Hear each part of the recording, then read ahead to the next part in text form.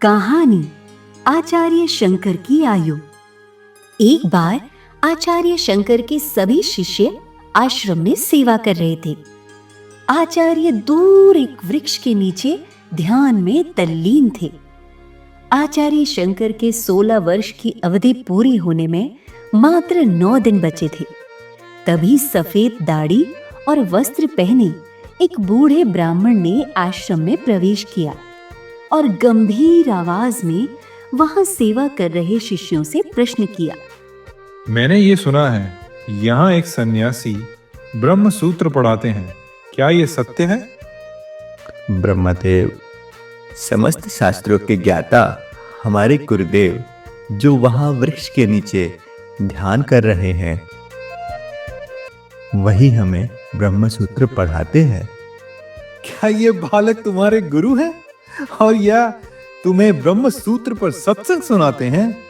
मुझे तो ब्रह्म सूत्र के विषय में कुछ शंका थी, जिनका समाधान पाने के लिए मैं आया था, लेकिन शायद मैं गलत स्थान पर आ गया हूँ। यह बालक क्या मेरी शंकाएं दूर करेगा? ऐसा कहकर वो मुड़कर वापस जाने लगा। इतने में ही पद्मपाद ने कहा, ब्रह्मदेव, ज्ञान कभी आयु नहीं देखता। आपकी शंकाएं रात्रि के समान है और मेरे गुरुदेव सूर्य के समान है। उनके पास जाते ही आपकी शंकाओं का समाधान हो जाएगा। पद्मपाद उन बुद्ध ब्राह्मण को लेकर आचार्य शंकर के पास गए और एक उत्तम आसन पर उन्हें बैठने का निवेदन किया। आचार्य शंकर और बूढ़े ब्राह्मण ने एक दूसरे का अभिवादन किया।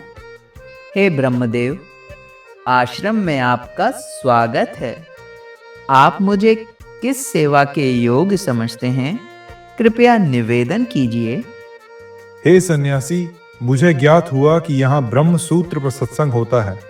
इसी विषय में मैं कुछ समाधान पाने की आशा आया हूँ। हे ब्रह्मदेव, मुझे इन सूत्रों के ज्ञान का अभिमान नहीं है, परंतु आपके प्रश्नों का उत्तर देने के लिए मैं प्रयास करूंगा। फिर वृद्ध ब्राह्मण ने ब्रह्म सूत्र पर बहुत ही सूक्ष्म प्रश्न किया और आचार्य शंकर ने बड़ी सरलता से उसका उत्तर दिया।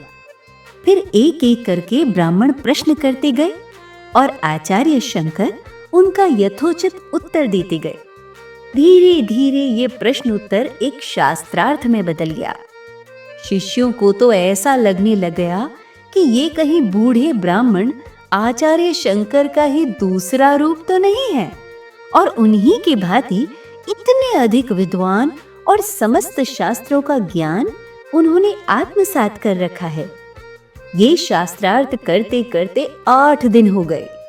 अब नियति के अनुसार आचार्य शंकर का पृथ्वी पर वो दिन अंतिम दिन था, परंतु ये ब्राह्मण तो शास्त्रार्थ समाप्त ही नहीं कर रहे थे।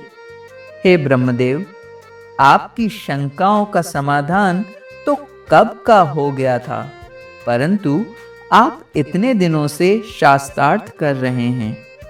कृपया अब इसकी पूर्णाहुति कीजिए।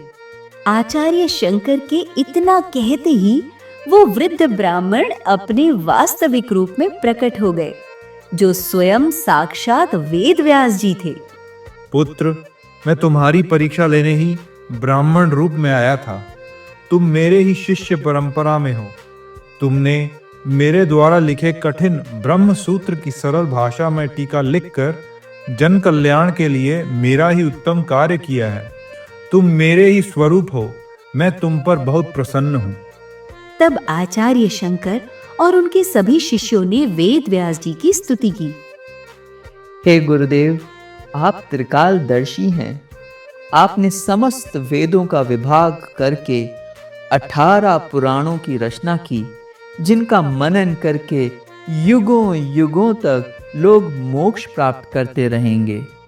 आपको मेरा नमस्कार है। हे गुरुदेव, देश भर में वेद विरोधी तांत्रिक समुदाय का खंडन हो चुका है। आपके द्वारा लिखे गए गूढ़ सूत्रों का सरल भाषा में भाष्य भी लिखा जा चुका है। आपके द्वारा जन कल्याण के सभी संकल्प पूरे हो चुके हैं। नियति द्वारा निर्धारित की गई मेरे शरीर की अंतिम घड़ी पास आ रही है। इस मणिकर्णिका घाट पर मेरा अंतिम प्रणाम स्वीकार करें।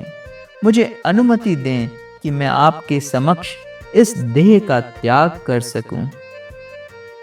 आचार्य शंकर की ये बात सुनते ही सभी शिष्य अवाक रह गए। गुरुदेव शरीर छोड़कर जाने वाले हैं, ये सुनते ही कुछ शिष्य बेहोश हो गए, कुछ रोने चीखने लगे। भगवान वेद व्यास जी और आचार्य शंकर से प्रार्थना करने लगे कि गुरुदेव हमें इस तरह छोड़कर न जाइए। परंतु आचार्य शंकर बिना कुछ प्रतिक्रिया किए शांत भाव से वेद व्यास जी की ओर निहारते हुए हाथ जोड़कर कहने लगे, हे गुरुदेव, मैं कितना बड़भागी हूं। आज तो मेरा भाग्य उदय हुआ है कि साक्षात वेद व्यास जी के सम्मुख मुझे अपने प्राण त्यागने का अवसर मिला है। पुत्र, इस प्रकार की अप्रिय बात तुम क्यों करते हो? तुम्हारा कार्य अभी समाप्त नहीं हुआ है। तुम्हें अभी भी धर्म स्थापना के लिए बहुत कार्य करना शेष है और लोगों को मोक्ष लाभ की शिक्षा देनी है।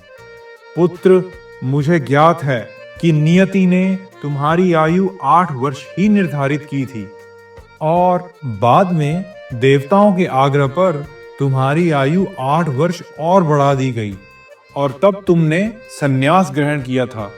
परंतु जिस उद्देश्य के लिए इस शरीर में आए हो, उसे पूरा करने के लिए मैं तुम्हारी आयु में 16 वर्ष की और वृद्धि करता हूं। अब तुम 32 वर्ष के होने तक इसी शरीर में रहकर जन कल्याण का कार्य करोगे। मेरा आशीर्वाद सदैव तुम्हारे साथ है। ऐसा कहकर भगवान वेद व्यास जी अंतर्धान हो गए। सभी शिष्य इतने आनंदित हुए कि उनकी आंखों से आनंद की अश्रुधार निकल पड़ी और इस प्रकार वेद व्यास जी की कृपा से आचार्य शंकर के जीवन की अवधि 16 वर्ष और बढ़ गई। सभी बच्चे जोर से बोलेंगे, भगवान वेद व्यास जी की जय।